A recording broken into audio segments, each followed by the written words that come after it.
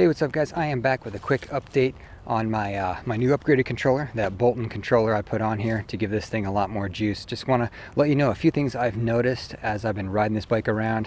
Now I've probably put, maybe 20 miles or so on it, and a couple things have stuck out, so I want to let you know those before you do this in case you're interested. So let's just jump right into it. Number one, some people asked about, does the controller get hot? I've been riding around now for 5 miles using it quite a bit. I've been really heavily using the throttle, maxing it out, and the controller's not hot at all. So I don't know if that's a common problem for those things to overheat, but this one is not heating up at all, so no issue there.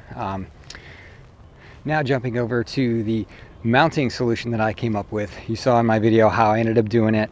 I just mounted it directly into that down tube with this self-tapping screw right here, and I put a zip tie on there just for comfort and some Velcro. Thanks to one of my viewers that told me in a comment, they actually make a whole mounting kit. They sell them on Amazon, a waterproof plastic box that you can put these things in, and it comes with all the hardware to attach it right to that post.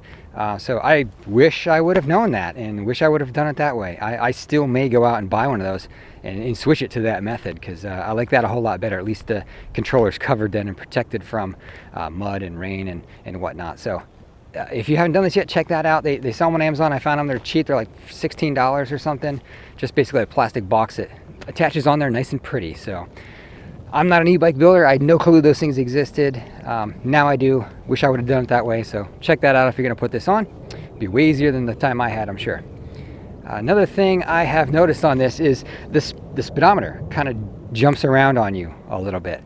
When I come to a complete stop, I'll be stopped for a good 3 seconds before the speedo counts down 8, 7, 6, 5, 4, 3, 2, 1. It lags behind a little bit. So I know there's some settings you can adjust in the controller to maybe dial that in a little bit better, and I'm just going to have to play with that until I get it I guess functioning a little bit better. So it works for the most part. It's just it needs calibrated a little bit. I know it runs off of whatever magnets are in that rear hub. I don't know the technical stuff, but I probably need to adjust that setting to fix that. Let's see what else. So a big thing you guys have mentioned in the comments, I'd say the overall number one thing was range. Does it affect the range? I don't want to put this on because it's going to mess up my range. And here's the thing, guys. I've been riding this bike now. Let me turn it on. Okay, so I think I had about 4 miles on it before I put this fully charged battery on. I'm up to 19 miles, 18.9. And it hasn't gone down one segment on the battery yet after basically 15 miles of riding. So to me that means one of two things. Number one, either it's not registering and the battery is depleting and it's not showing it, or the old battery indicator had 6 segments that went down. This one only has 4. So instead of coming down just 1 bar, which is a sixth of a battery, and now I have to come down a whole quarter of the battery before it registers. And these batteries last forever, so maybe I just haven't worn it out enough. I've been really heavy on the throttle hand lately, trying to wear it down, trying to see what effect it has on the range.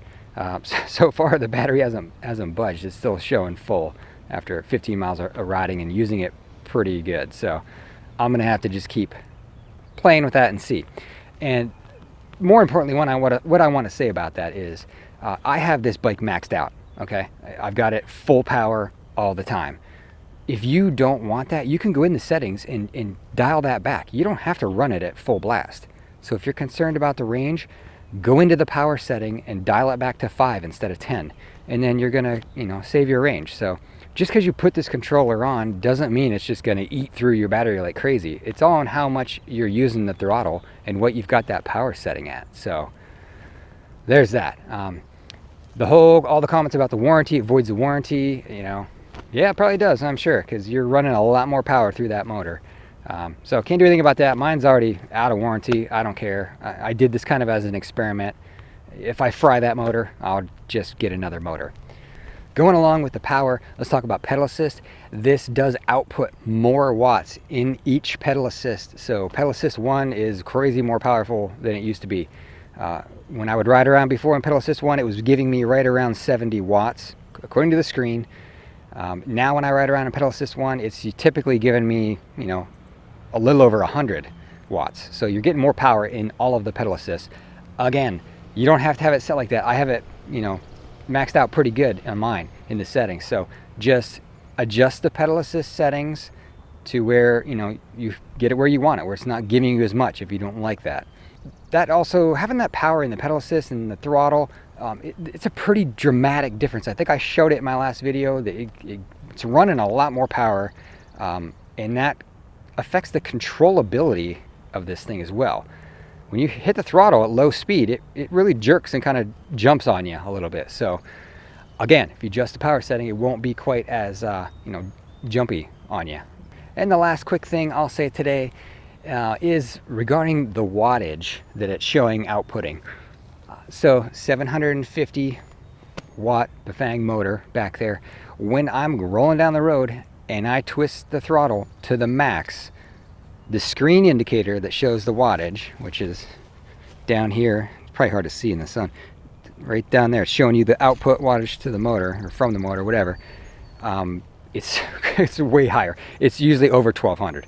I think the highest I saw was like 1230. So instead of getting, you know, 750 going down the road, you're getting 1250 almost. So yeah, that's why it is so much faster. You're just running so much more power through there. Again, I don't know what that does to the motor. Maybe that thing could handle it, maybe it can't. We're gonna find out. I'll let you know if I end up burning through a motor or something, but so far no problems. This thing runs like a top. It's a beast of a bike, man. It's crazy how much power. You can go up any hill through any terrain on this and it's just a cakewalk. So I have good things to report so far. I'll let you know when I run into the bad, but so far so good. Hope you enjoyed the updates. I'll keep them coming. If there's more things you want me to test or more questions you got, things you want to know, leave them in the comments. I try to get to those. That's why I did this video, just to kind of bring some of those things up for you guys. And if you enjoyed the content, hit that subscribe button, hit the bell so you'll be notified when I do some more on this bike. That's all for today, guys.